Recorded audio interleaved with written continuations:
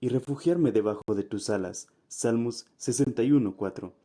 Iglesia Judá Puebla presenta una transmisión de nuestro servicio en vivo desde el auditorium de Iglesia de Cristo Judá Ministerios de Benecer en Puebla, México, bajo la cobertura de nuestro apóstol Sergio Enríquez.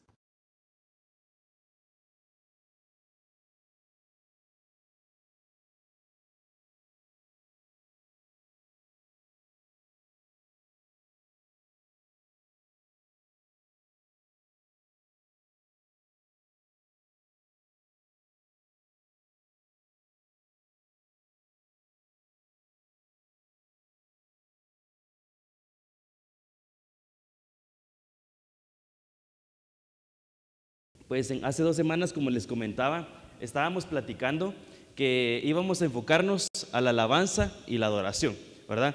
Ese iba a ser el énfasis de esta serie de temas en la que ya les digo desde ahorita, hermanos, prepárense, porque miren, yo el tema que estaba viendo para hoy es un como resumen de un montón de enseñanzas, pero estaba viendo que la alabanza y la adoración, hermanos, es un tema inmenso, es infinito. Realmente no lo podríamos agotar. Tenemos todo este fin de año, pero también el otro año para poder entrarle. Y mientras vengan los demás hermanos, que ya vino la profecía de que iban a venir muchos de la alabanza, ¿verdad? Mientras ellos se van uniendo a nosotros, nosotros vamos a ir aprendiendo más acerca de la alabanza y la adoración, ¿verdad? Eso es sumamente importante, ¿verdad? Porque la alabanza y la adoración tienen un significado, tienen un propósito, una finalidad, ¿verdad? No es solo, como dirían por ahí, ¿verdad? A ver, si le pregunto a ustedes, ¿qué me dirían? ¿Cuál es la diferencia entre la alabanza y la adoración?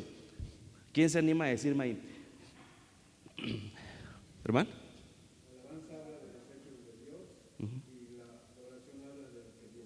Amén, amén, así es. El resumen ese sería, porque quienes tal vez allá afuera que no se les ha revelado, no les han enseñado, piensan que la alabanza es las canciones moviditas, ¿verdad? Que uno se pone con más ritmo, ¿verdad? Que uno puede danzar. Y la adoración, dirían por ahí que son los cantos, ¿verdad? Más lentos, más romanticones, como dirían por ahí, ¿verdad? Un poquito más despacitos.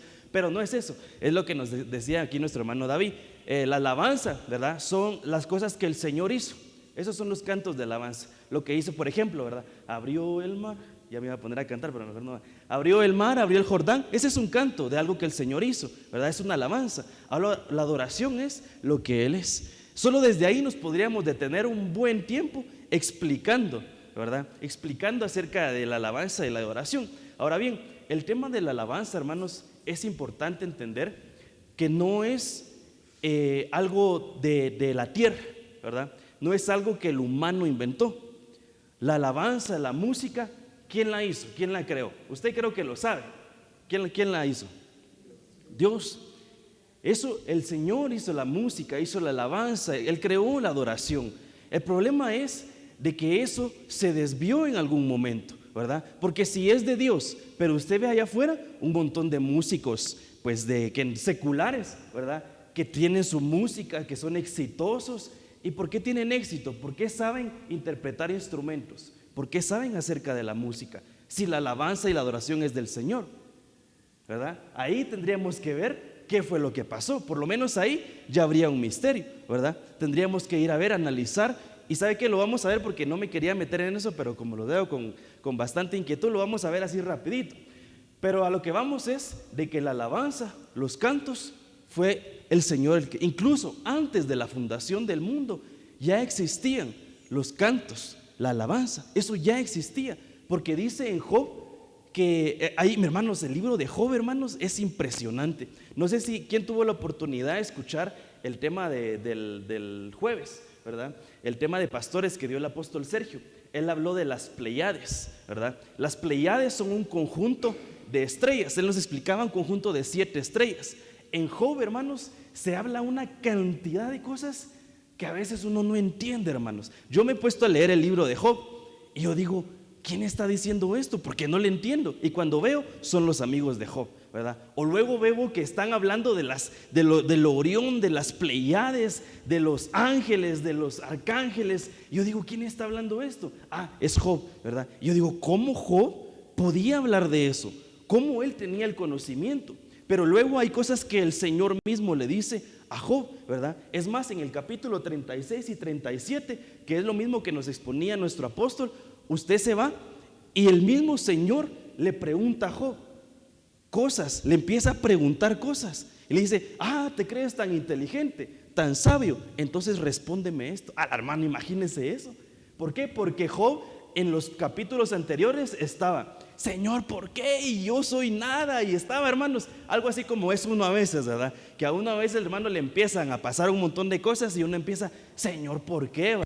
Imagínese, solo imagínese este escenario, que estamos ahí y le decimos al Señor: Señor, ¿por qué tengo esta necesidad? ¿O por qué no me das? Si tú eres el dueño del cielo y de la tierra, ¿por qué si tú creaste el cielo y la tierra, por qué no me das mi terrenito por ahí, verdad? O ¿por qué si tú eres el dueño del cielo, por qué no me das un millet para que yo conozca más los cielos, verdad? Uno se empieza, hermano, a hacer un montón de cosas, a hablarle al Señor sin uno tener la idea de lo que está hablando. Eso estaba diciendo Job. Entonces viene el Señor y le dice: ¿te crees tan inteligente? ¿Crees que sabes cuándo creé yo el cielo y la tierra? Pues respóndeme esto. Hermano, y le empieza a tirar. ¿Sabe qué? Lo vamos a leer así rapidito, para que lo veamos así con... Igual esta es una enseñanza, hermanos, así que nos podemos detener pues un ratito aquí para explicar, o para ver más que todo, porque explicar creo que ya solo el pastor tal vez no lo podría explicar bien. Vamos a ver aquí Job 30, ¿y qué le dije? 36, ¿verdad? 37 y 38 creo que es. Vamos a ver.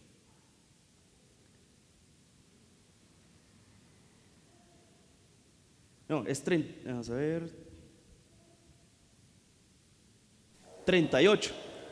Mire, vamos a leer un par de versículos. No se aburre de leer la Biblia, ¿verdad, hermanos? No, entonces mire lo que dice. Entonces el Señor respondió a Job desde el torbellino y dijo: mire, el Señor respondiéndole directamente. Es como que si usted está aquí recriminándole al Señor y el Señor viene y le empieza a hablar a usted. Hermanos, eso sería increíble, pero mire, aquí el Señor no viene a decirle: yo te voy a consolar, no tengas pena, yo te voy a dar lo que necesitas. Le empieza a hacer preguntas a Job y mire lo que le dice: ¿quién es este que oscurece el consejo con palabras sin conocimiento? O sea, que Job estaba hablando palabras sin saber realmente lo que estaba diciendo. Dice: ciñe ahora tus lomos como un hombre. Imagínense que venga el Señor y le diga: sé hombre, así como le dijo a algunos personajes, ¿verdad? Sé hombre, hermano. Entonces mire lo que dice: ¿dónde estabas tú? Le está hablando el Señor a Job. ¿Dónde estabas tú cuando yo echaba los cimientos de la tierra? Dímelo si tienes inteligencia, hermano. Imagínese eso, que el Señor venga y nos diga: ¿dónde estabas tú? Si tanto conoces de la tierra, de la creación, ¿dónde estabas tú cuando yo la estaba haciendo? Hermano, eso es impresionante. Mire lo que dice: ¿quién puso sus medidas? Ya que sabes, o quién extendió sobre ellas cordel. Empieza a preguntarle todo el capítulo de preguntas, hermanos. Y mire lo que dice aquí: ¿sobre qué se asientan sus basas? ¿O quién puso su piedra angular? Y mire lo que dice aquí: cuando cantaban juntas las estrellas. O sea que las estrellas cantan. ¿Y quiénes son las estrellas? Recordamos, lo vimos en el mensaje a las 7 iglesias en Apocalipsis, se recuerda, el mensaje a las siete iglesias, que las estrellas, ¿verdad? Les dice: son tal, ¿verdad? Y los candelabros son tal, ¿verdad? Se recuerda que lo vimos, son los mensajeros, son los mensajeros, los ministros, ¿verdad? Contextualizándolo con Apocalipsis serían los ministros. Entonces mire lo que dice aquí. Claro, ese puede ser un significado, pero hay otros significados también. Pero mire lo que dice aquí: cantaban junto a las estrellas del alba y todos los hijos de Dios gritaban de gozo. Los hijos de Dios sí son los ángeles. O sea que estaban los ángeles y las estrellas, los ángeles y los ministros cantando cuando se estaba creando, cuando el Señor estaba creando la tierra. Pero entonces eso existía desde hace tiempo, hermanos. Quiere decir que hay un misterio en la alabanza, en la adoración y en los cantos. Los cantos no solo son porque ya yo me aprendí un cantito, ya lo voy a decir. No, hermanos, tiene que ser algo más profundo. Por eso tiene que haber una restauración, porque si existe desde tiempos que nosotros todavía no estábamos allá con el Padre, tal vez, ¿verdad? Se recuerda que nosotros antes de venir aquí estábamos con el Padre, ¿verdad? Pero antes de entonces de toda la creación ya existían dice la palabra del Señor, ¿qué es lo que dice? Que el Señor habita en medio de ¿qué? De la alabanza de su pueblo. O sea que tenemos que saber cómo alabar para que Él pueda habitar en la alabanza de su pueblo. No podemos decir solo, ay, sí, me voy a aprender el ritmo y ya estuvo. No, tenemos que ir más allá, penetrar un poquito más la espada para entender un poquito más al respecto de esto, ¿verdad? Pero ya solo con esto entendemos que esto ya es de hace mucho tiempo. Entonces, ¿qué es lo que pudo haber pasado? Y tal vez aquí le voy a pedir favor a mi hermano Erasto, por favor, hermano, que me haga favor de leer Génesis capítulo 4, 21. Y mi hermano Javi me hace favor de leer 1 Samuel 17, 12. Eso no lo tengo en la presentación porque, como le digo, no quería tocarlo, pero mejor lo vamos a tocar para introducirnos.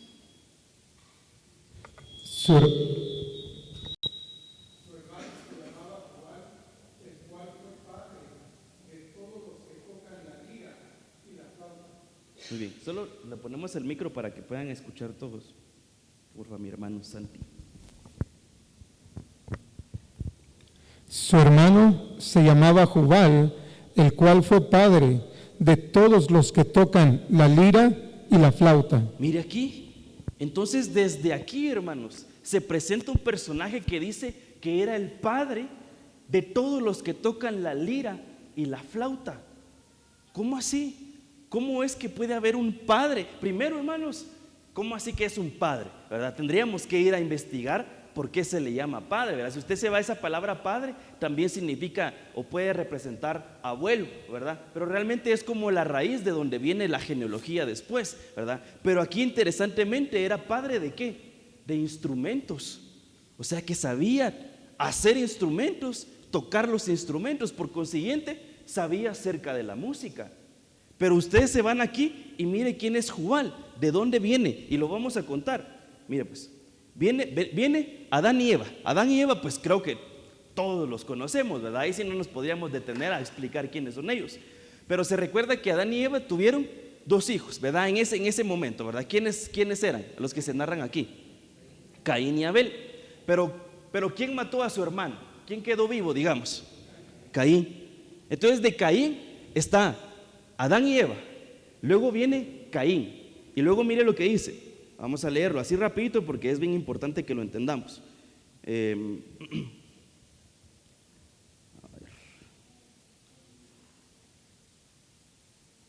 Mire, y conoció Caín a su mujer, y ella concibió y dio a luz a Enoc, ¿va? Entonces ya viene Adán y Eva, Caín, luego Enoc, ¿verdad? Luego dice que Enoc le nació Irad. Irad engendró a Mehujael. Mehujael engendró a Metusael. Metusael a Lamec. Y Lamec dio a luz a Jubal. O sea que la 8ª generación después de Adán y Eva, hermanos, los números en la Biblia, espiritualmente hablando, tienen un significado, ¿verdad? Tienen una aplicación, ya sea buena o mala. ¿El 8 qué significa? Reinicio. Pero si estamos hablando aquí que Jubal era la 8ª generación y a él se le dio el ser padre de los instrumentos. Pero mire aquí hay un misterio, porque mire lo que significa aquí, porque dice que él fue padre de todos los que tocan.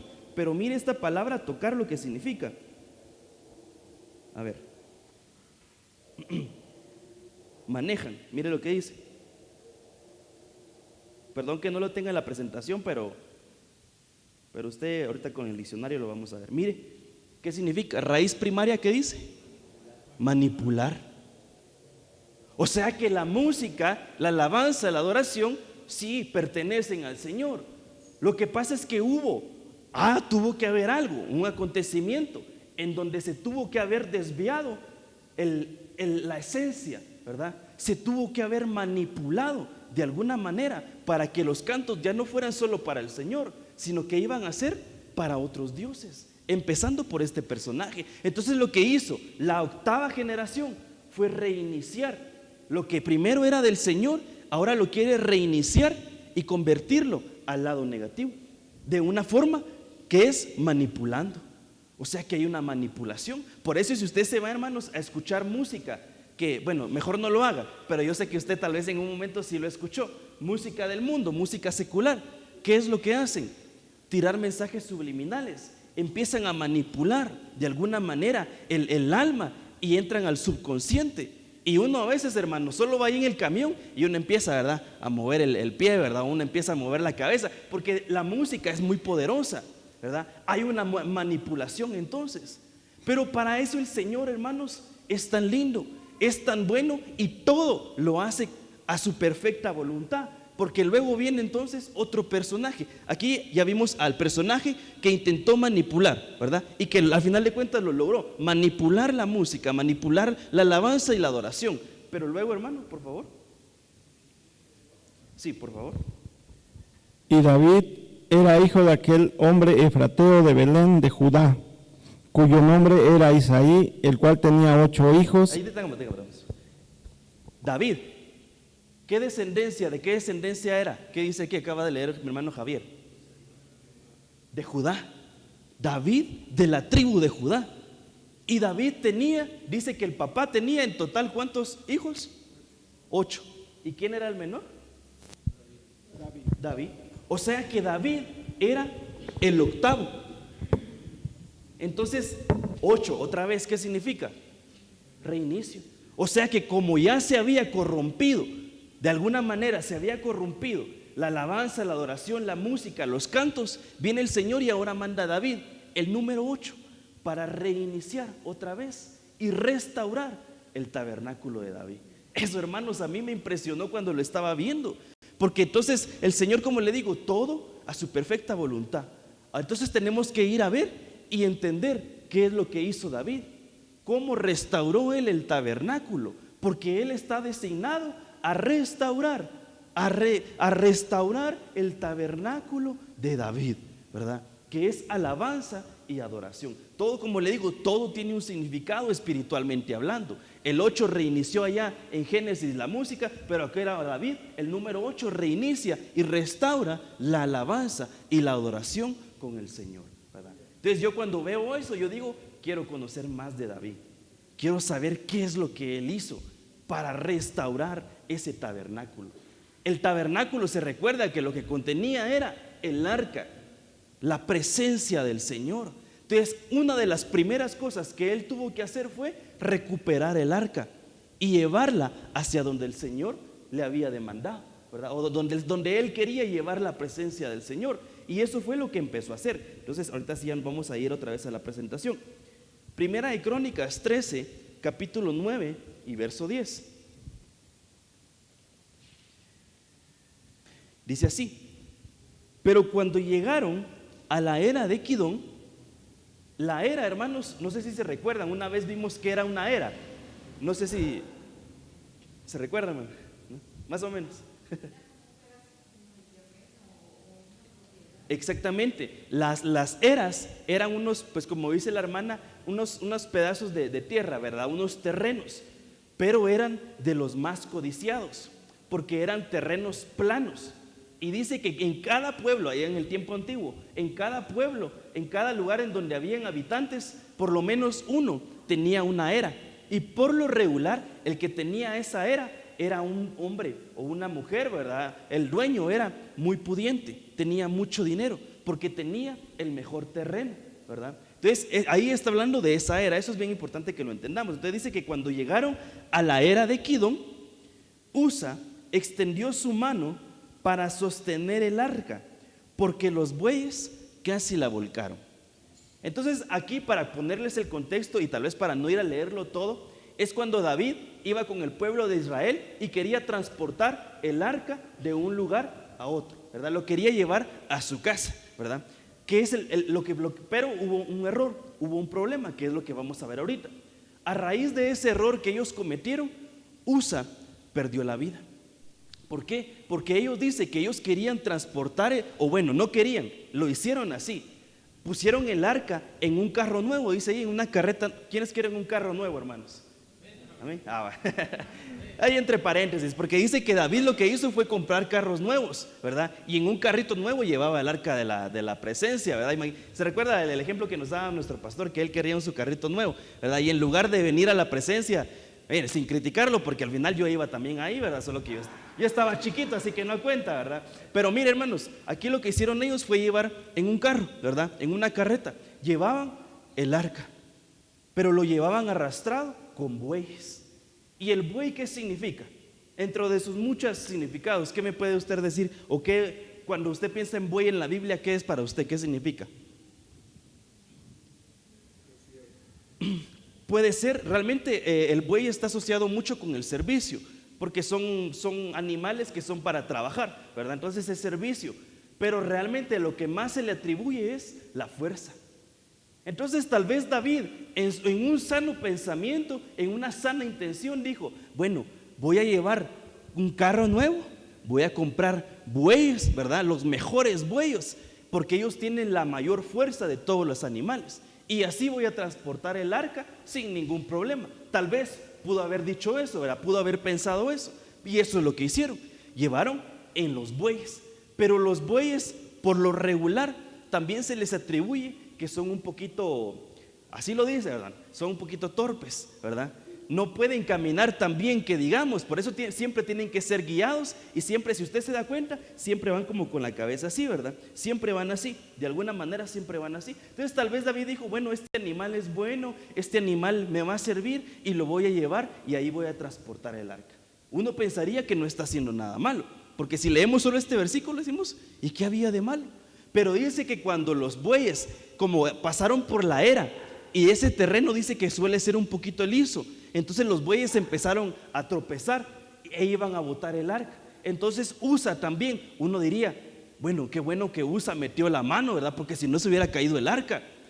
Pero cuando viene y toca el arca, desagrada al Señor y por consiguiente muere. Entonces aquí tiene que haber una explicación, porque ¿por qué tiene de malo de que un hombre toque el arca? ¿Verdad? Tiene que haber una explicación. Entonces nos vamos a ir y rapidito, mire lo que dice: y se encendió la ira del Señor contra Usa y lo hirió porque había extendido su mano al arca y ahí murió delante de Dios.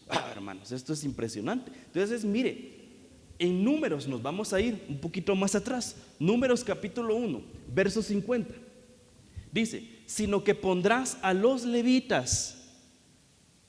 ¿Quiénes tenían que estar entonces a cargo? Los levitas, a cargo del tabernáculo del testimonio, de todos sus utensilios y de todo lo que le pertenece. Ellos llevarán el tabernáculo. ¿Quiénes? Los levitas. O sea que solo un levita podía transportar y tocar de alguna manera, aunque no directamente. Si usted se recuerda, cuando a Moisés le dicen cómo hacer el arca, ¿verdad? Le dicen que haga unas argollas, ¿verdad? El arca tenía 4 argollas, tenía de los 4 extremos, y en esas argollas se tenían que meter unos, si lo podemos llamar así, unos palos, ¿verdad? Tenían que estar revestidos de oro. Entonces de alguna manera eso lo tenían que llevar ellos cargado, ¿verdad? Eso lo tenían que llevar ellos para transportar. Pero ¿quiénes? Los levitas. Los levitas eran los que había dejado el Señor designados para que transportaran. Esto también lo podemos ver en Números capítulo 7 verso 9. Específicamente aquí habla de los coatitas. Dice: pero a los hijos de Coat no les dio nada. Si usted se va al contexto, dice que el Señor les empieza a dar a todas las tribus un montón de cosas, ¿verdad? Pero viene la tribu a los coatitas y dice: no, a ellos no les demos nada. ¿Por qué? Porque dice: porque su ministerio consistía en llevar sobre sus hombros los objetos sagrados.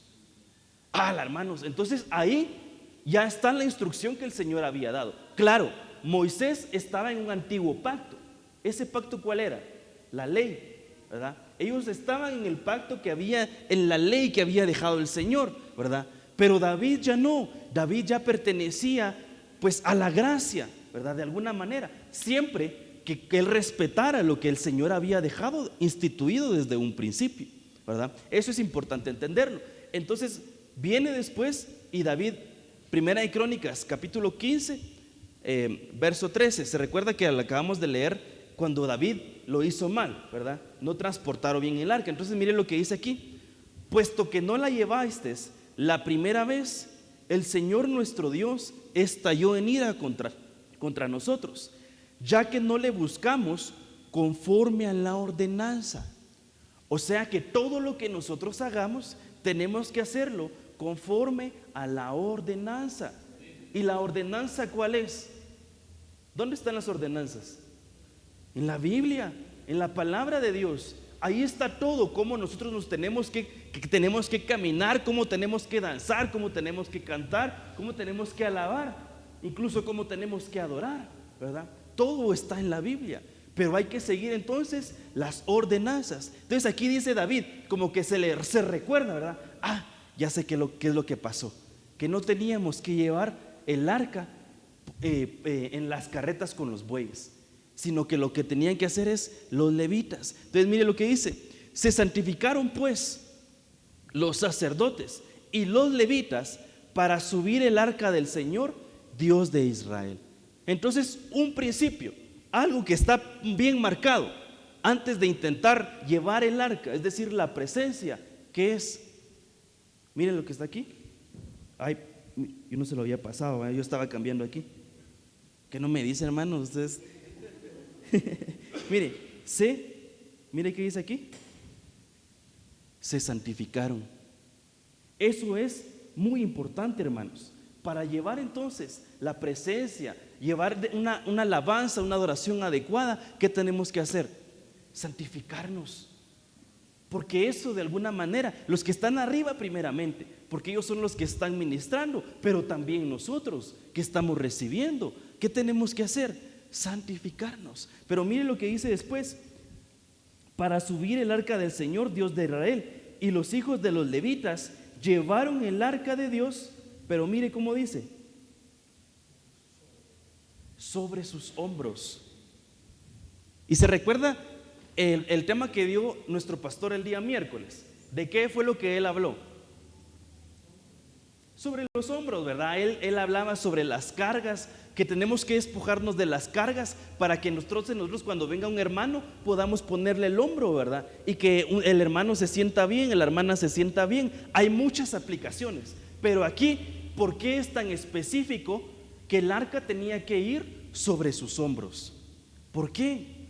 Tiene que haber entonces otro misterio ahí, ¿verdad? ¿Qué significa que lo lleven en los hombros? Mire lo que dice: con las barras puestas, como Moisés había ordenado, conforme a la palabra del Señor.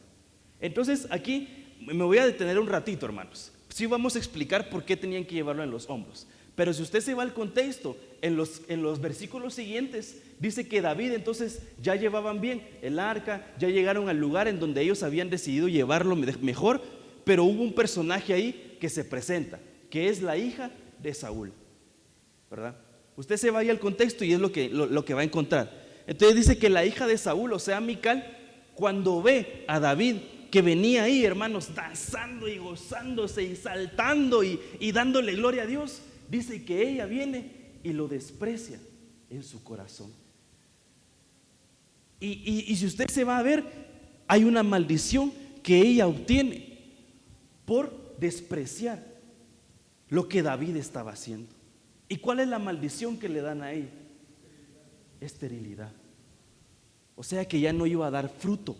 Fruto de su vientre ya no iba a dar. Y hermanos, ¿qué es lo que hemos visto ahorita en los discipulados? Los frutos del Espíritu Santo. O sea que un enemigo de dar frutos, ¿cuál sería entonces?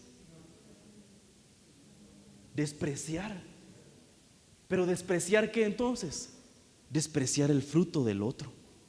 Porque David, ¿qué estaba haciendo? Dando fruto de labios de alabanza. Estaba dando frutos. Él estaba dando fruto incluso de amor, de muchas cosas. Pero viene Mical y lo ve y empieza a despreciarlo. Ni siquiera murmuró, ni siquiera empezó a chismosear con sus amigas. Fue en su corazón que despreció los frutos de David. Y por consiguiente viene el Señor y dice: bueno, entonces tú ya no vas a dar esos frutos. Ojalá, hermanos. Eso es impresionante. Entonces, hermanos, yo aquí digo yo sí quiero dar frutos, porque ya vimos a la luz de la palabra que cuando el Señor venga, que pronto va a venir, ¿qué es lo que va a buscar de nosotros? Paz y santidad, pero también frutos. Y si no damos frutos, entonces tenemos que ir a ver: Señor, ¿por qué si llevo 10, 15, 20 años en el Evangelio, por qué todavía no he dado fruto de amor? ¿Por qué todavía no he dado fruto de paciencia? ¿Por qué todavía no he dado fruto de benignidad? Tendríamos que ir a evaluar. Claro, no le estoy diciendo que esto le pase a usted, pero tal vez a alguien allá afuera puede ser que llegue a despreciar el fruto de alguien más. Y aquí le voy a dar un ejemplo, hermanos. Me voy a poner a mí. Para no hablar de nadie más, me voy a poner a mí. Aquí, como usted me conoce ya un poquito, ¿verdad? Ya me conoce, ya me molestan un poquito ahí alguien, ¿verdad? Ya nos molestamos, ya nos tenemos confianza, ¿verdad? Ya nos tenemos cariño. Pero el Señor, antes de traerme aquí, me había cambiado muchas cosas. Y yo se los he contado a ustedes, ¿verdad? Yo, aunque todavía soy un poquito serio, ¿verdad? Antes todavía era aún más, ¿verdad? Y yo también, para dar afecto, todo eso de tema de cariño, yo decía, no, eso no, ¿verdad? Para mí no, eso que sea para otros, hermanos. Mucho tiempo, durante toda mi adolescencia, yo fui así. Entonces, cuando yo veía a alguien que andaba en la iglesia, ¿verdad? Y por eso le digo que le estoy contando de mí, para que usted también después va a decir, no, a saber si yo hice algo así, ¿verdad? Pero yo, cuando veía a alguien que solo abrazos, que solo besos, yo, ¿qué es lo primero que decía? No sé cómo le dicen acá, pero allá, lamebotas, decía yo. No sé cómo le llaman acá. Barbero. Ah, bueno. Pero no barbudo, barbero. Bueno. Entonces, yo es lo que pensaba, eso es lo que pensaba. Y tal vez el hermano tenía el fruto del amor, pero como yo no lo tenía, yo empezaba a decir, ay, no, ese anda con sus, de plano quiere un privilegio, ¿verdad? De plano quiere un tirito, ¿verdad? Entonces, ¿qué estaba haciendo yo ahí? Despreciando el fruto que alguien más había dado. Es más, incluso el tema, gracias a Dios, yo pues me considero paciente, ¿verdad? A excepción de en el tráfico, porque en el tráfico pues todavía a veces sale el alma mía, el viejo hombre, ¿verdad? Pero yo decía, a veces cuando yo veía a un hermano que se dejaba, ¿verdad? Y le hacían y le deshacían y de todo, y ese hermano tranquilito, ¿verdad? Paciente, bondadoso, tranquilito. Yo decía, este hermano, en lugar de ir y decirle algo, y en vez de ponerse enfrente, ¿verdad? Y en vez de alegarle y hacer, entonces yo tal vez ahí estaba despreciando, porque tal vez él tenía fruto de paciencia, cosa que yo tal vez en ese momento no tenía. Entonces, hermanos, es una enseñanza, como le digo, gracias a Dios a mí me ha cambiado muchas cosas y voy creciendo, pero usted también, vamos creciendo todos juntos. Entonces tengamos cuidado de no despreciar el fruto de alguien más, porque si llegamos a despreciar como le pasó a Mical, puede ser que nos quedemos estériles, hermanos. Esto es muy profundo, hermanos. Ahora mire, llevaba sobre sus hombros, ¿verdad? Nos vamos a quedar ahí, sobre sus hombros. Vamos a intentar ahorita con estos minutos que tenemos como hacer un resumito y meter ahí la espada para ver qué significa entonces que lo lleve. Claro, el pastor ya nos enseñó varias cosas que significan los hombros, pero él habló un versículo en Isaías. Se recuerda que él dijo que se menciona la llave de David, y él decía, ¿por qué se tiene que llevar la llave de David en el hombro? Ahorita lo vamos a ver. Mire lo que dice Isaías capítulo 22, verso 22. Gracias, hermano.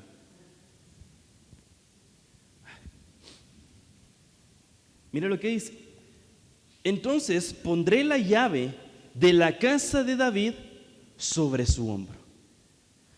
Estamos viendo entonces restauración del tabernáculo de David. Estamos viendo todo entonces relacionado a David, que es el arca, pero hay otra cosa. Entra aquí otro factor, otra cosa, que sería la llave de David, ¿verdad? Aquí interesantemente dice que la llave la pone sobre su hombro. Pero aquí le hago una pregunta a usted, hermano. ¿Usted las llaves de su casa o de su carro, dónde las tiene guardadas? En su bolsa, ¿verdad? ¿Usted será que se las pondría aquí en el hombro? No, ¿verdad? ¿Por qué? Porque para eso están las bolsas, ¿verdad? Porque si uno se la pone en el hombro en cualquier descuido, se van a caer. Entonces esto tiene que ser un significado más allá, algo que tiene que ser espiritual. No puede ser pues realmente algo físico, ¿verdad? Porque no se puede llevarla. Es más, aquí le hago la pregunta: usted las llaves, si usted tiene sus llaves de su casa o de su carro, y usted no las puede guardar porque no trae bolsas por alguna razón, o las tiene ocupadas, ¿a quién se las va a dar las llaves? A alguien de confianza. Y esa persona de confianza, ¿cómo tiene que ser? Le hago, por ejemplo, mi hermano Gerardo, ¿usted le daría sus llaves de su carro a Mateo? No se las daría. ¿Por qué no? no tiene la capacidad de cuidar. Y a Santi, él las trae, pero ¿por qué? Porque él es responsable, ¿verdad? Entonces desde aquí vemos algo ya, que la llave no se le puede dar a alguien que sea irresponsable, porque si no, se le van a caer o las van a perder. Hermano, a veces uno en un descuido deja su teléfono en algún lado, ¿verdad? Y uno, ¿y dónde está mi teléfono? ¿Y dónde está? A veces así es uno, ¿verdad? Pero entonces uno, las llaves, hermano, más de cosas espirituales, el Señor, ¿a quién se las va a dar entonces? A alguien que sea de confianza, a alguien que tenga responsabilidad, a alguien que sea responsable. Y si nos vamos al contexto, y tal vez aquí le voy a pedir favor a ¿quién tiene ahí varias versiones que me haga favor? Mi hermano, ¿quién que la tiene en la mano? Gálatas capítulo 6, verso 5, en la versión Código Real, o alguien que la tenga ahí a la mano así.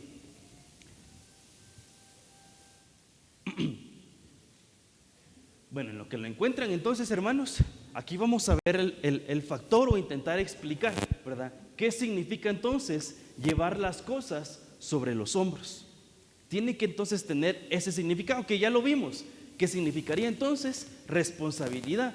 Pero vamos a ponerle una base bíblica para que quede un poquito más claro. Porque cada uno llevará el peso de la responsabilidad que le ha sido confiada. Ok, entonces dice, cada uno llevará el peso de la responsabilidad que le ha sido confiada. ¿Y el peso dónde vimos que se encuentra? En los hombros. O sea que la responsabilidad se encuentra entonces, espiritualmente hablando, en los hombros. Eso significaría entonces, le voy a dar la llave de David a aquel que sea responsable. ¿Y responsable con qué? Con las cosas del Señor. Aquí podríamos meternos un poco más, pero no es el centro del mensaje. Solo le quería dar pues este mensaje para que vea. Ahora miren, cuando él abra, entonces ¿qué va a hacer la llave? Ya vimos que se la va a dar a alguien responsable, ¿verdad? Es más, pues aquí ni siquiera yo tengo llaves de la iglesia, hermano. Son poquitos los que tienen, tal vez porque no hay muchas copias tampoco, ¿verdad? Pero aquí las llaves de la iglesia o las llaves de, como le digo, todo se le va a dar a alguien responsable. Pero ¿qué es lo que hace? Obviamente, y esto es tal vez algo que es obvio, ¿verdad?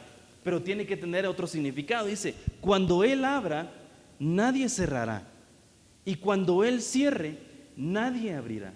O sea que de alguna manera esto nos habla de guianza. ¿Por qué? Porque, hermanos, uno cuando está orando, uno le dice al Señor, Señor, por favor, necesito que me abras la puerta, ¿verdad? O se le presenta una oportunidad y uno dice, Señor, si es tuyo, por favor que se dé, y si no, cierra la puerta. A veces uno hace esas oraciones, no sé si usted las ha hecho. Entonces, de alguna manera es una forma de guianza, porque si viene y uno está pidiéndole algo al Señor, pero viene el Señor, yo no quiero eso para ti, yo no quiero eso, pero como uno no entiende, pero como a uno a veces le cuesta, entonces ¿qué dice el Señor? Le voy a cerrar la puerta, para que él entienda de que esa puertita pequeña no es, hay otra puertota más grande, solo que no la ha visto. Eso es entonces parte de esto. Hay una guianza, esa llave nos da una guianza. Así también la restauración del tabernáculo de David es una guianza que nos tiene que llevar a entender qué tenemos que hacer y qué no tenemos que hacer. Por ejemplo, yo no sé si usted lo vivió, ¿verdad? Tal vez algunos sí, yo no.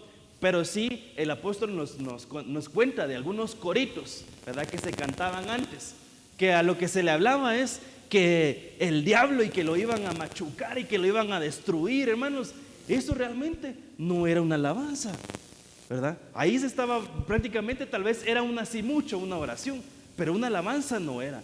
Entonces se empieza a restaurar y se empieza a abrir el panorama, a guiar a sobre qué es lo que se tenía que cantar, qué es lo que se tenía que alabar y adorar, ¿verdad? Empezó, pero esa restauración, mire, a este tiempo, al año que estamos, 2023, todavía nos falta mucho, hermanos.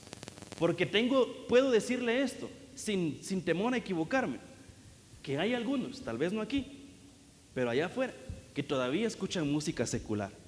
Eso se lo puedo garantizar, ¿verdad? Y desde ahí podemos ver de que algo no está bien. de que algo no se ha restaurado. Por eso viene entonces la rebelión, sin criticar, ¿verdad? Porque si los vamos a escuchar y vamos a decir, ay Dios, ese hermano no ha dado frutos, de plano ese no tiene dones, y empieza uno a, entonces hermano, de por gusto, ¿verdad? No es para eso, no es para criticar. Es mejor ir y con la palabra del Señor, si el Señor nos lo pone a nosotros. Si no, pues para eso está el pastor, ¿verdad? Para que lo lleve al cuartito. Es broma, es broma. Pero está, ahí es una guianza entonces, hermanos. Pero aquí, como le digo, son puertas que se abren y nadie va a cerrar. Son puertas que se cierran y nadie va a abrir. Entonces, hermano, y aquí algo devocional rapidito. Si el Señor te ha cerrado una puerta, pero tú va de tocarla y ahí tirado y llorando, ay, pero si el Señor ya la cerró, mejor déjalo ahí, porque otra puerta más grande el Señor tiene preparada para ti. Otra oportunidad más grande que tú ni siquiera te estás imaginando, el Señor tiene para. Y es más, le puedo contar mi propio testimonio. Yo para venirme acá, el Señor me tuvo que cerrar un montón de puertas allá en Guatemala. Me tuvo que ser, porque de alguna manera yo estaba, Señor, pero ¿y qué hago, verdad? Ya tengo allá pues cosas, tengo planes allá, tengo un montón de cosas, pero no, vino el Señor y cierro la puerta. Pero hay una más grande, allá en Puebla, hay una iglesia con unos hermanos que están anhelando, ¿verdad? Una casa pastoral, hermanos. Entonces, gloria a Dios, hermanos. Así como me ha pasado a mí, yo sé que a usted le ha pasado. Pero a veces es necesario que nos recordemos de que el Señor tiene más planes más grandes para ti de lo que tú siquiera te puedes imaginar. A veces nos imaginamos, Señor, yo quiero es un poquito lo que nosotros imaginamos, pero el Señor aquí tiene un regalote bien grande, hermanos. Mejor pidámosle al Señor, Señor, dame la llave para saber qué puerta tengo que abrir. Claro, el Señor es el que la va a abrir. Ahora mire, ¿de quién están hablando aquí? Porque aquí dice que le daré la llave. ¿De quién están hablando aquí? Lo vamos a ver así rapidito. Y sucederá en aquel día que llamaré a mi siervo Eliakim, hijo de Hilcías. Lo vestiré con tu túnica. Vimos el versículo 22 y 23. Perdón, otra vez. Vimos ahorita el 22 y 23. Ahorita vamos a ver el 20 y el 21, o sea, ver el contexto. Por eso le digo, siempre es importante ver el contexto. Entonces, ¿a quién le están diciendo que le van a entregar esta llave? Y sucederá en aquel día que llamaré a mi siervo Eliakim, hijo de Hilcías, lo vestiré con tu túnica. O sea que hay vestidos nuevos, hermanos. Ya nos entregaron sandalias nuevas, hermanos. Ya nos lavaron los pies. Ayer fuimos a hacer obra de evangelismo. Para los que no pudieron ir, pues por alguna razón fue, pero más adelante se va a abrir la oportunidad también para todos, ¿verdad? Pero entonces yo veo aquí, hermanos, que nos están cambiando todo, hermanos. Nos están renovando, nos están restaurando. Y al menos yo en lo personal, yo sí necesito que mi vestidura sea cambiada. Porque puede ser que el Señor me entregó una vestidura blanquita, así como la camisa, pero tal vez a veces en la comida, ¿verdad? Uno en cualquier descuido se mancha todo, ¿verdad? Espiritualmente a veces así es. El Señor nos entrega algo muy lindo, túnicas lindas, túnicas blancas, pero nosotros a veces con intención, pero a veces con descuido podemos llegar a mancharlas. Lo bueno, ¿sabe qué es? De que hoy vamos a participar de la Santa Cena. O sea que nos van a dar vestiduras nuevas también, hermanos. Eso para mí, hermanos. Ahora, ¿qué me corresponde a mí? Ser responsable para mantener bien limpiecita esa vestidura nueva. Entonces, mire, lo vestiré con tu túnica, con tu cinturón lo ceñiré, tu autoridad pondré en su mano. O sea que aquí le estaba hablando no a Eliakim, le estaba hablando a otro personaje. ¿A qué personaje le estaba hablando ahí? Está hablando, no lo vamos a leer porque no nos va a dar tiempo. Le está hablando a Sebna. Y hermanos, si nos vamos tal vez no nos va a dar tiempo de verlo, pero en el libro de Jeremías hay 3 personajes que eran como los mayordomos del rey. Eran 3 mayordomos del rey. Uno se encargaba, decía, creo yo, de las mesas, no me recuerdo exactamente, pero habían 3 mayordomos. Y cuando vino el enemigo a querer a hablarle al rey, ¿quiénes se le pararon delante de él, del rey? Los mayordomos, los siervos. Uno de ellos era Eliakim. pero otro también era Sebna. Entonces Sebna y Eliakim eran mayordomos que cuando venían a querer estorbar al rey, ellos se ponían y decían: no, ¿qué es lo que quieres aquí con mi rey, con mi papá? ¿Verdad? Hermano, yo quiero ponerme así, no sé si usted también. O incluso una vez iba a hablar de este tema, pero ya no lo hablamos, pero para que usted también lo pueda desarrollar, ¿verdad? Ser aquellos mayordomos, siervos, que cuando quieran molestar a nuestro padre, uno va a decir: no, ¿cómo así? ¿Verdad? Aquí estoy yo, aquí estamos nosotros, ¿verdad? Aquí estamos nosotros y aquí no vas a pasar, ¿verdad? Claro, también nuestro pastor, nuestro rey nos protege, pero de alguna manera nosotros también tenemos que ser guardias, ¿verdad? La palabra del Señor se ve en muchos soldados, los soldados, que es una de las funciones que hacen, pues cuidar, ¿verdad? Cuidar también. Entonces, estos eran siervos que se ponían enfrente del rey cuando querían venir a estorbar. El problema es de que uno de ellos no perseveró, es Sebna. Entonces Sebna no perseveró, no hizo las cosas bien. Y viene el Señor y dice: ¿sabes qué? Toda la autoridad que tú tenías, tu túnica, todo lo que tú tenías, ahora se lo voy a dar a Eliakim. O sea, hermanos, que aunque sea ya reconocido como mayordomo, como siervo, puede haber un peligro de que se desvíe y que esa autoridad que tenía se le entreguen a otra persona. Entonces, tengamos cuidado. El que crea estar firme, otra vez, mire que no caiga, porque ya tenía una autoridad.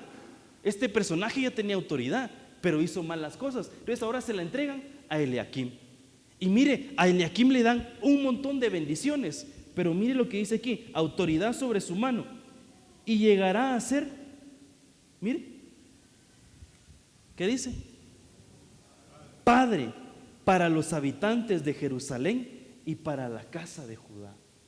Esto puede ser aplicado de varias formas, en varias vías. Que cuando a ti en lo personal a un padre de familia, a una cabeza de hogar, le entregan entonces vestidos nuevos, pero también autoridad, y va a ser padre realmente, como debe de ser. Pero aquí también ya hay un padre, ¿verdad? Ahora, hermanos, aquí también, en los 5 minutos que nos quedan, ¿por qué a usted le llama papá? Bueno, tal vez no todos, pero los que le dicen papá a nuestro papá, ¿por qué le llaman papá? O sea,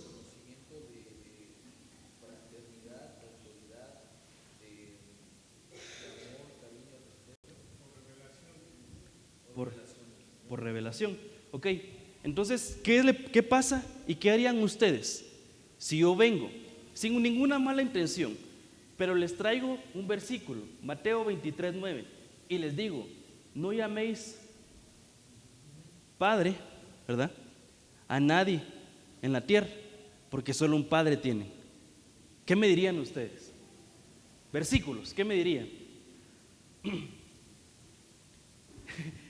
No les pregunto esto para confrontarlos ni nada, es para que tengamos las bases, hermanos, porque claro, yo sé y es bueno reconocerlo, porque qué bendición es reconocer paternidad espiritual, es la de las mejores bendiciones que van a recibir.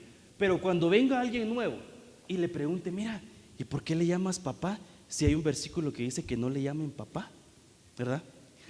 Entonces, ¿qué haríamos ahí? Pastor, mire, fíjese que hay una pregunta aquí, ¿verdad? Que respóndasela a usted, ¿verdad? Tal vez es de lo primero que haríamos, pero hay contextos bíblicos. Es más, mire, y se lo digo, tal vez no sé si me está escuchando, pero pues hace un tiempo atrás, pues estaba platicando con una persona, ¿verdad? Y me decía el mismo versículo que yo le estoy diciendo a usted, el mismito. Gracias a Dios, pues ya había recibido yo la instrucción y de alguna manera, pues ya hemos recibido la enseñanza, ¿verdad? Pero él no quería versículos porque me dice: mira, yo ya escuché al apóstol que dice que tiene como 70 versículos para explicar por qué tenemos que tener un padre del alma, ¿verdad?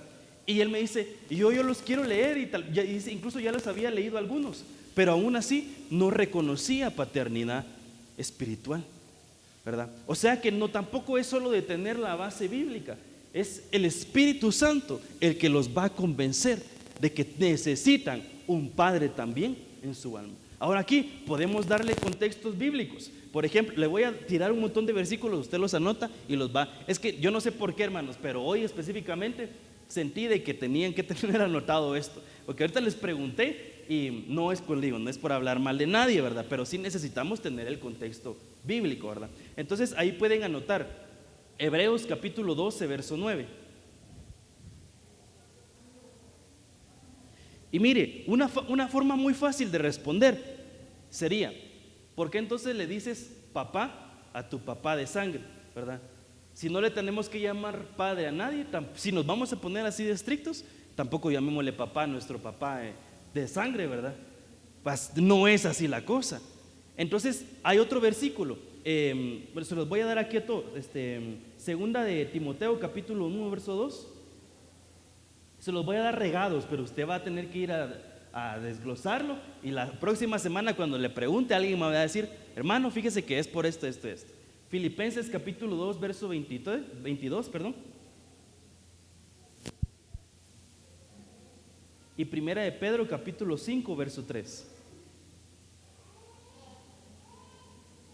Ahora bien, dentro de este montón de versículos hay un versículo que dice que Dios es el Padre de nuestro espíritu, ¿verdad? Dios es el Padre de nuestro espíritu, y también tenemos Padre de nuestra carne, de nuestra sangre.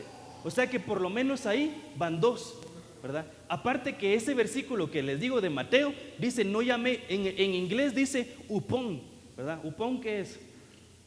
En español, upon, encima, arriba de, ¿verdad? Ajá. Es que lo agarré desprevenido, hermano. No vaya a pensar que no sabe inglés, eso lo agarré desprevenido. Iba a tirar el hebreo y el griego ahí el hermano. Pero la cuestión es que ese versículo, si usted se va al original, y más específicamente en la versión King James, dice, no llames padre a nadie más arriba de los cielos. O sea que a los cielos solo hay un Padre, y es Dios. A nadie más en esas esferas, arriba, en el cielo, no se le puede llamar papá. A eso se está refiriendo. No se está refiriendo que pues no tenemos otros papás. Pues, si no le digo, no le podría yo decir papá a mi papá. Por lo menos ahí entonces tenemos Padre de la carne, ¿verdad? Del cuerpo, del espíritu. Por consiguiente, ¿qué nos faltaría? Del alma, si somos seres trinos. Padre y alma. ¿Y por qué el apóstol Pablo le decía hijo a Timoteo? ¿Por qué Lucas tenía hijos? ¿Verdad? Si usted se va, por lo menos Lucas, creo que sí es, no sé, no, es Pedro, creo que es el que le dice. Y Pedro también tenía hijos, pero hay uno que también era Marcos. Marcos era reconocido como un hijo también. En la Biblia los diferentes apóstoles les llaman hijos a hombres que no eran sus hijos de la carne. Entonces, ¿qué eran? Hijos de su alma, ¿verdad? Espirituales. Entonces ahí tenemos muchos contextos, como le digo, pero era muy importante también, hermanos, porque, como le digo y le vuelvo a repetir, ya empezaron a venir, pero van a venir aún más. Y cuando venga alguien y le escuche, mira, ¿y por qué le está diciendo papá al pastor, verdad?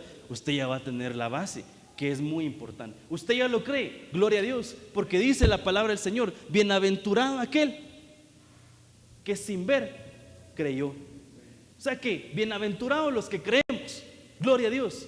Pero también necesitamos conocimiento, porque tenemos que ir creciendo ¿en qué? En gracia, en amor y en conocimiento también. Eso es muy importante. O sea que ya vamos a creerlo, y el plus encima de eso, vamos a conocer y vamos a poder explicar. Ustedes, hermanos, aquí hay un montón de discipuladores y van a venir más, y seguramente los que están ahí sentaditos en algún momento también van a ir a discipular. Entonces todo esto es para nuestra enseñanza. Amén. Ahora mire, Eliakim lo que significa, ya con esto voy a ir terminando, significa Dios establece, Dios levanta. Le puse varios diccionarios: Dios ensalza y Dios de crianza. Y aquí les hago otra pregunta, hermanos. ¿Quiénes de los que están aquí, no hablando espiritualmente, quiénes se han caído? Que van ahí caminando, se tropezan y se caen. ¿Quiénes? Creo que todos, ¿verdad? Todos nos hemos caído en algún momento. A veces, hermanos, nos azareamos porque nos vieron los demás y uno mejor solo se levanta y se va, ¿verdad? Pero espiritualmente, ¿cuántos de los que estamos aquí? No me levante la mano, aunque yo ya sé la respuesta. ¿Cuántos hemos caído espiritualmente hablando? Ahora aquí mire, Eliakim, ¿qué significa? Dios levanta. O sea que el Señor viene y le entrega la llave de David a los que ha levantado. Hermanos, ¿y el Señor te ha levantado a ti? A mí me ha levantado, hermanos. Y mire, esta palabra que está aquí, usted la puede ir a buscar, 69-65, porque esta palabra, Eliakim, es de la 471, pero su raíz viene de dos palabras, son dos palabras conjugadas para hacer la palabra Eliakim. Pero esta palabra, 69-65, significa también restaurar. O sea que el Señor le entrega la llave a aquellos que ha restaurado también.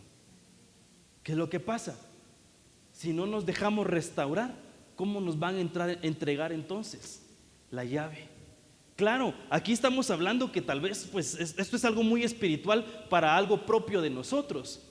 Pero mire, a nuestro pastor, sin temor a equivocarme, y tal vez no lo platiqué con él, pero a ella le entregaron la llave, hermanos, la llave de David.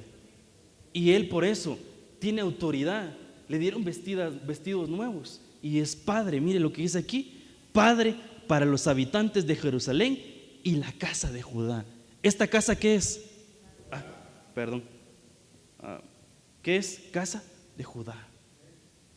O sea que él es padre ya de ¿quién? De la casa de Judá. Eso es hermoso, hermanos, eso es lindo. Ahora mire lo que dice ya para terminar, Apocalipsis capítulo 3 verso 7. Y escribe el ángel de la iglesia en Filadelfia: el santo, el verdadero, el que tiene la llave de David. Claro, como le digo, a nuestro pastor, a nuestro papá, ya le entregaron una llave, hermanos. Pero por eso también necesitamos reconocer paternidad, necesitamos reconocer autoridad, porque él ya tiene la llave, hermanos. Nosotros en lo personal, tal vez el Señor también nos va a entregar una llave para abrir diferentes cosas, pero a él ya le entregaron la llave de David, hermanos. Eso lo puedo ver, como le digo, aquí en Isaías y en Apocalipsis capítulo 3. ¿Por qué? Porque ellos son los que tienen la llave. Y como le digo, también nosotros, tal vez en una medida diferente y para otras cosas, pero a él también, hermanos. Entonces se viene, hermanos, se destapa, hermanos, o se abre, mejor dicho, una puerta para la restauración del tabernáculo de David. Miren, ni siquiera pudimos hablar más de la alabanza y la adoración, pero es importante poner las bases. Ya después vamos a hablar, por lo menos, mire, de qué es lo que abre la llave. Aquí se lo dejo anotado para que usted lo pueda ver. Abre el espíritu humano, el corazón endurecido de los hijos.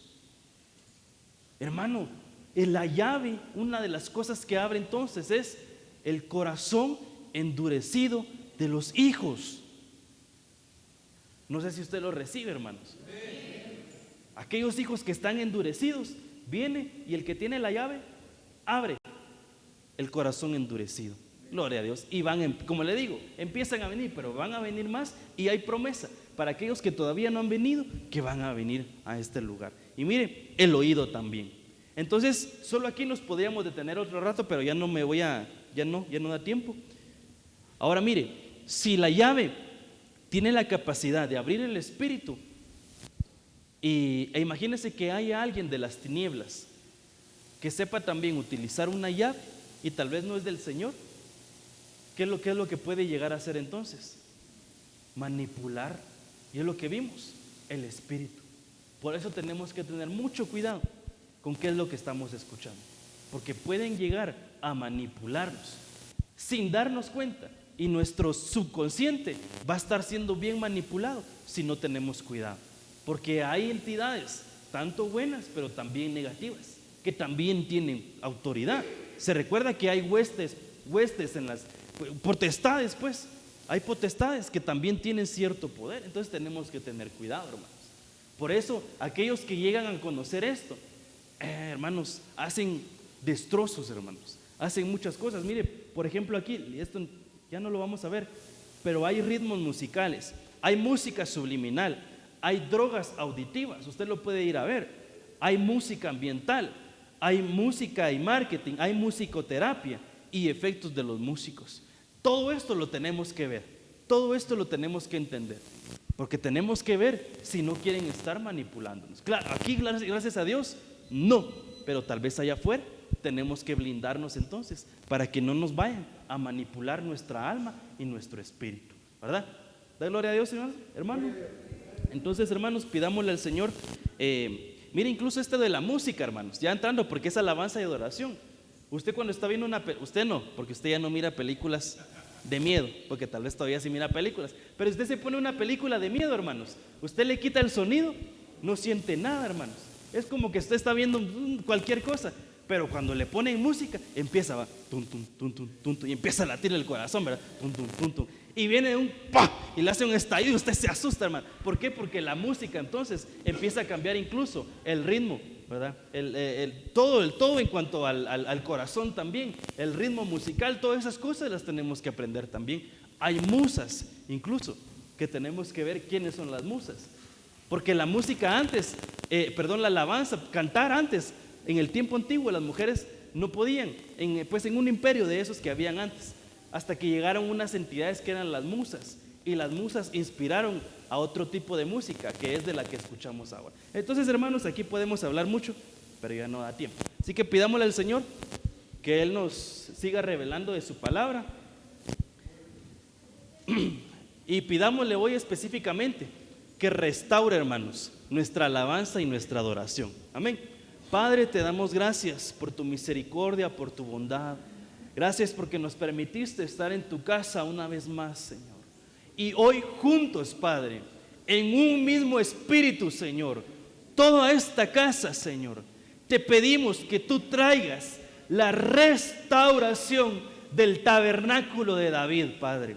Que traigas restauración a nuestra alabanza, a nuestra adoración y a nuestra comunión contigo, Padre. Porque no queremos ser inspirados por cosas negativas, por espíritus malos, sino queremos ser inspirados por el Espíritu Santo para rendirte un culto de alabanza y un culto de adoración genuino a ti, Padre. En el nombre de Jesús te damos gracias. Amén y amén. Gloria a Dios. Anhelo habitar en tu casa para siempre y refugiarme debajo de tus alas. Salmos 61:4. Iglesia Judá Puebla presentó una transmisión de nuestro servicio en vivo desde el auditorium de Iglesia de Cristo Judá Ministerio Ebenezer en Puebla, México, bajo la cobertura de nuestro apóstol Sergio